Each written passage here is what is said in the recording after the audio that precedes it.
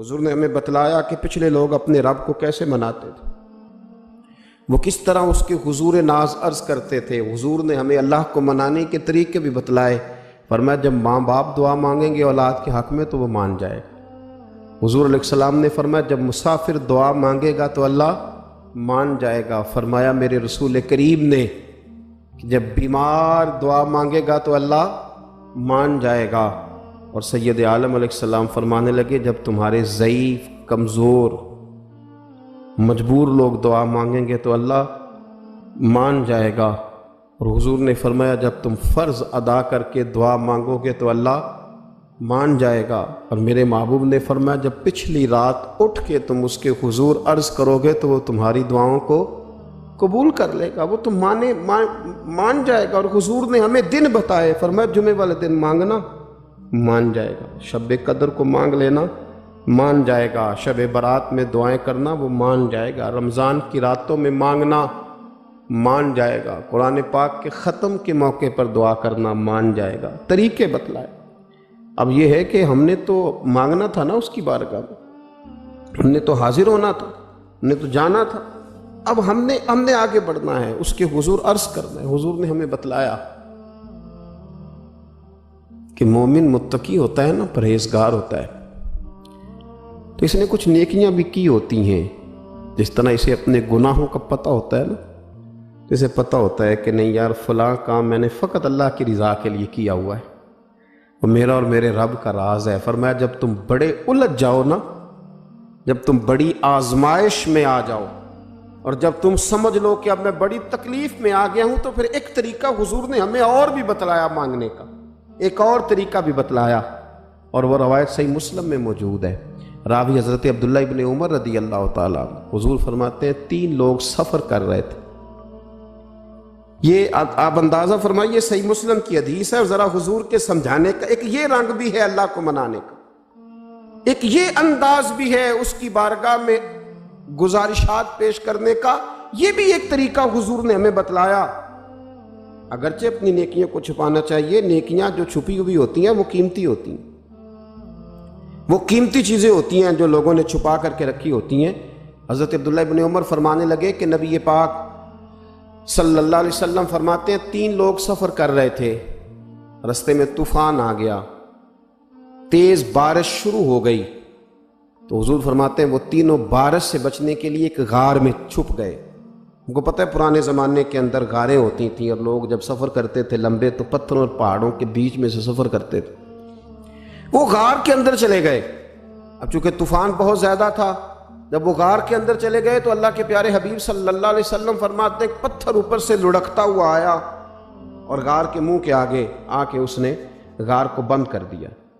اب اتنا تیز اور اس مضبوطی کے ساتھ وہ پتھر لگا اور اتنا صحیح فٹ ہوا کہ اندر روشنی آنی بھی ختم ہو گئی۔ اب 3 لوگ ہیں، تھوڑی دیر تو وہ پریشان رہے کہ شاید اب کبھی بچ نہیں سکیں گے، شاید چاروں جانب اندھیرا ہی ہے اور اندھیرا ہی رہے گا، شاید یہاں سے نکلنے کے لیے اب ہمیں کوئی رستہ میسر نہیں آئے گا۔ وہ پہلے تو پریشان ہوئے، پھر کہنے لگے یار اس طرح کرو، ذرا غور کیجئے گا میری بات پہ۔ فرمایا اس طرح کرو، اگر کوئی زندگی میں نیکی کی ہے نا تو ذرا اس نیکی کو یاد تو کرو، اور یاد کر کے اس مالک کے حضور عرض تو کرو، وہ کریم ہے، کوئی آنکھو شاید من جاوے تے گل کم تتڑی دا بن جاوے، عرض تو کرو ان میں سے۔ یہ آپ اندازہ فرمائیے، یہ بات بیان کون کر رہا ہے؟ یہ مدینے والے رسول بیان کر رہے ہیں، یہ نبی پاک علیہ السلام نے بیان فرمایا۔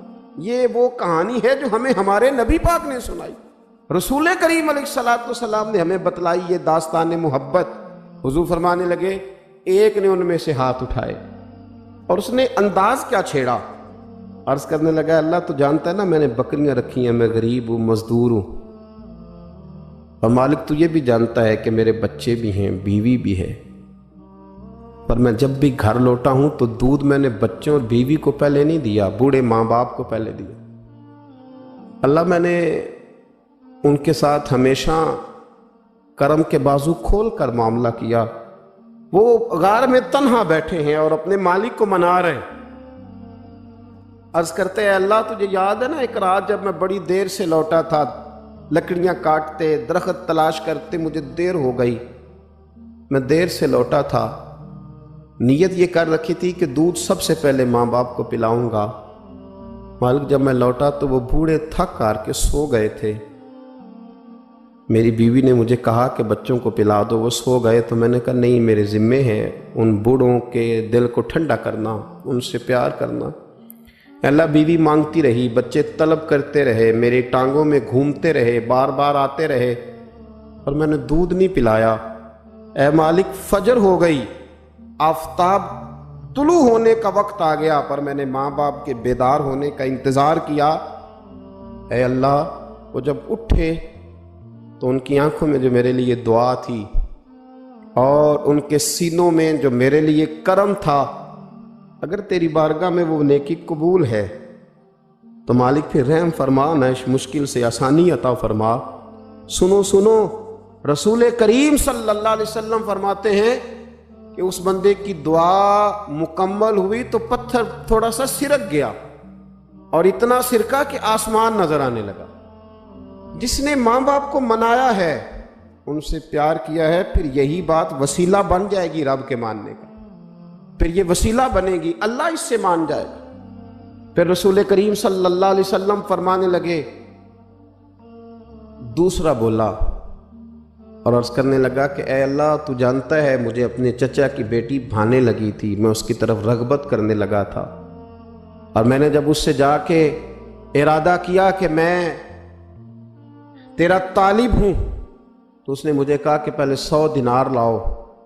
بانا تو اللہ، میں نے مشقت کر کے 100 دینار جمع کیے، اور جب میں پوری طرح اس پر حاوی ہو گیا، وہ میرے قبضے میں آ گئی اور گناہ کا میں نے ارادہ کر لیا، تو اس عورت کے منہ سے ایک جملہ نکلا کہ اللہ سے ڈر۔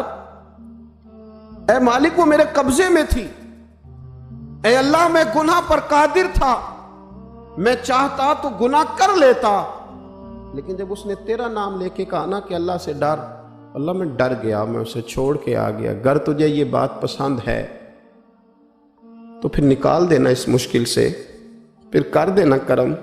اللہ، میری بھی تو چڑھتی جوانی تھی نا، میں بھی تو سب کچھ کر سکتا تھا، پر تیرے لیے، تیری خاطر میں لذت گناہ سے باز رہا، تو اللہ تو رحمت فرما دے۔ حضور فرماتے ہیں اس کی دعا مکمل ہوئی تھی کہ پتھر تھوڑا اور سرک گیا۔ پھر تیسرا بولا، اور اس نے بول کے کہا، اے اللہ، ایک مزدور کو، ایک دیہڑی دار کو، ایک غریب کو میں نے کام پہ رکھا ہوا تھا، یہ تیرا اور میرا راز ہے اللہ۔ وہ مزدور، وہ دیہڑی دار میرے پاس کام پہ لگا تھا، کچھ چاول میں نے اس کی اجرت مقرر کر دی کہ تو کام مکمل کرے گا تو میں تجھے دوں گا، اور جب اجرت لینے کا وقت آیا تو وہ بگڑ کر ناراض ہو کر چلا گیا، میں اسے ڈھونڈتا رہا، وہ مجھے ملا نہیں، میں نے اس کے چاولوں کی قیمت کاروبار میں انویسٹ کر دی، اس کا تھوڑا سا سرمایہ پر میں نے کھایا نہیں، پھر وہ اس سے میں کاروبار کرتا رہا، اور اتنا کاروبار کیا کہ بہت ساری گائیں اور ان کے چرواہے تیار ہو گئے، وہ سالوں کے بعد لوٹا، میں نے اس غریب کا مال کھایا نہیں بلکہ بڑھایا، محفوظ کر کے رکھا۔ وہ سالوں کے بعد لوٹا اور کہنے لگا میرا مال، تو میں نے کہا وہ ساری گائیں تیری ہیں، وہ چرواہا تیرا ہے، یہ سارا کچھ تیرا ہے۔ تو کہنے لگا تو مجھ سے مذاق کرتا ہے، میں غریب کہاں اور گاؤں اتنی بڑی گائیں کہاں، تو مذاق کرتا ہے؟ تو میں نے کہا مذاق نہیں، میں نے اپنے رب سے ڈر کے تیرے مال کی حفاظت کی، یہ تیرا ہے۔ اے اللہ، میں کھا بھی تو سکتا تھا نا، پر تجھ سے ڈر کر میں نے وہ سارا محفوظ رکھا۔ اللہ، اگر تجھے میری یہ ادا پسند ہے تو پھر آج مان جانا، آج راضی ہو جا۔ اللہ کے رسول فرماتے ہیں اس کی دعا مکمل ہوئی تھی کہ پتھر لڑکا اور ان کے لیے رستہ بن گیا، وہ باہر آ گئے۔ تو حضور نے ہمیں بتلایا کہ وہ تمہاری نیکیاں جو چھپی ہوئی ہیں، وہ تمہاری نیکیاں جو تم نے خالص اللہ کی رضا کے لیے کی ہیں، ان نیکیوں، ان اعمال کا وسیلہ بھی تمہارے رب کے ماننے کا ذریعہ بن جائے گا۔ اس کو منایا جائے، اس کے حضور حاضری دی جائے، اس سے بخشش کا سوال کیا جائے، اس کی بارگاہ میں یہ گزارش کی جائے کہ اللہ، غریبوں، مجبوروں، کمزوروں اور ان لوگوں کے صدقے جو اللہ رستہ دیکھ رہے ہیں کہ رستہ کب کھلے گا، جو تیری بارگاہ کرم کے سوالی ہیں، ان کے صدقے تو رحم فرما، تو کرم فرما۔ تو میرے عزیز، ایک اور بات جو اللہ کو منانے کے لیے ہمیں ہمارے پیارے رسول صلی اللہ تعالیٰ علیہ وسلم نے بتلائی کہ جب انسان بہت زیادہ عاجزی کرتا ہے نا، بہت زیادہ عاجزی، تو پھر بھی اللہ مان جاتا ہے۔ جب وہ اس کے حضور بہت عجز کا اظہار کرتا ہے، بہت زیادہ عجز کا اظہار کرتا ہے، وہ ڈر جاتا ہے اس سے۔ وَلِمَنْ خَافَ مَقَامَ رَبِّهِ جَنَّتَانِ، فرمایا جو میرے سامنے کھڑے ہونے سے ڈرے گا میں اسے 2 جنتیں عطا کروں۔ حضرت بابا فرید الدین مسعود گنج شکر بابا صاحب رحمۃ اللہ علیہ فرماتے ہیں کہ ایک نیک نوجوان تھا، دن کو روزہ رکھتا، رات کو نماز پڑھتا، پر اللہ سے ڈرتا پھر بھی بہت ہی زیادہ تھا، بڑا ہی ڈرتا تھا۔ موت کا وقت آیا تو ماں ہی تھی بس اس کی، تو ماں سے کہنے لگا اماں تو میری ماں ہے، میرے ساتھ 3 وعدے تو کر۔ اس نے کہا پتر تو بتا، آخری ہج کی لے رہا ہے اور اس غریبنی ماں سے تو وعدہ لے رہا ہے، بتا کیا وعدہ ہے؟ تو عرض کرنے لگا اماں جب میں مر جاؤں نا تو میرے گلے میں رسی ڈال کے تو مجھے گھمانا گھر کے صحن میں، اور لوگوں کو کہنا جو رب کی نافرمانی کرے اس کا یہی حال ہوتا ہے۔ یہ اعلان کرنا جو اللہ کے نافرمان ہوں ان کا یہی اشر کیا جانا چاہیے۔ اور اماں پھر دوسرا وعدہ کر، میرا رات کو جنازہ اٹھایا جائے، میں نہیں چاہتا کہ کسی کے منہ سے یہ لفظ نکل جائیں کہ وہ دیکھو اللہ کا نافرمان جا رہا، رات کو میرا جنازہ اٹھانا۔ اور اماں تیسرا میرے ساتھ وعدہ کر کہ لوگ مجھے دفن کر کے آ جائیں گے تو تو میری قبر پہ چلی جائے گی، عمل میرے پاس کوئی نہیں، پر مجھے لگتا ہے ماں کے قدموں کی برکت سے عرش کا مالک بھی رحم فرمائے گا۔ اماں تو وعدہ کر کہ میرے ساتھ وعدہ کر۔ بابا صاحب رحمۃ اللہ علیہ فرمانے لگے کہ ماں، بوڑھی ماں نے وعدہ کر لیا۔ کہا بیٹے ٹھیک ہے، اگر تیری یہی ضد ہے تو میں تیار ہوں۔ پھر اس نے کلمہ شہادت پڑھا، اس نوجوان کی روح پرواز کر گئی۔ بوڑھی ماں نے رسی منگائی تو وَلِمَنْ خَافَ مَقَامَ رَبِّهِ جَنَّتَانِ، جو ڈر جائے، اس نے تو کہا تھا نا کہ رسی ڈال کے گھمانا اور کہنا یہ اللہ کا نافرمان ہے، اس کا یہی اشر ہونا چاہیے تھا۔ لیکن جب ماں گلے میں رسی ڈالنے لگی تو گھر کے ہر کونے سے آواز آنے لگی، خبردار یہ رب کا دوست ہے، اللہ کے دوستوں کے ساتھ اس طرح کا معاملہ نہ کیا جائے، اسے چھوڑ دیا جائے۔ اور کہا تمہیں کچھ بھی اور کرنے کی ضرورت نہیں ہے، یہ تو رب کا دوست ہے اور رب کی بارگاہ میں حاضر ہو گیا۔ کچھ کوئی بندہ کہے گا کہ یہ تو ایک بابا فرید کا سنایا ہوا واقعہ ہے، سنیے، بخاری میں حدیث ہے، نبی پاک صلی اللہ علیہ وسلم نے فرمایا، حضرت ابو ہریرہ رضی اللہ تعالیٰ عنہ راوی ہیں، حضور فرماتے ہیں ایک شخص مرنے لگا تو اپنے بچوں سے کہنے لگا کہ میں جب مر جاؤں تو مجھے جلا دینا، اور پھر میرے جلے ہوئے وجود کو پیس دینا، پھر مجھے ہوا میں اڑا دینا۔ پتر مجھے اڑا دینا، مجھے بڑا ڈر لگتا ہے، اگر رب نے مجھ سے حساب پوچھا تو میں قابل نہیں ہوں، اڑا دینا مجھے ہواؤں میں۔ اگر اس نے مجھ سے عذاب لیا تو حساب لیا تو بڑا سخت حساب لے گا۔ حضور فرماتے ہیں، بخاری میں موجود ہے، اس کے بچوں نے اسی طرح کیا، اس کے مرنے کے بعد اسے جلایا، ہوا میں اڑا دیا۔ اللہ کے محبوب فرماتے ہیں رب کریم نے حکم دیا زمین کو کہ اس کے ذرات کو جمع کرو، زمین نے ذرے جمع کیے، خدا نے حکم دیا تو اس کا وجود پھر سے اسی شکل میں آیا۔ تو رب کریم نے فرمایا یہ جو تو نے وصیت کی تو کیوں کی؟ اللہ جانتا ہے کہ نہیں جانتا؟ یہ کی تو کیوں کی؟ تو رو پڑا، کہنے لگا اللہ میرے اندر تو طاقت نہیں تھی تیرے سامنے کھڑا ہو کے حساب دے سکوں، تجھے منانے کے لیے تیرے خوف سے ڈر گیا، میں ڈر گیا۔ اگرچہ ہمارے بزرگوں نے لکھا ہے کہ آج یہ وصیت کرنا، اس رنگ میں یہ طرز اختیار کرنا درست نہیں، لیکن آپ غور فرمائیے کہ نبی پاک علیہ السلام فرماتے ہیں جب اس نے کہا نا اللہ تجھ سے ڈر کے یہ کیا،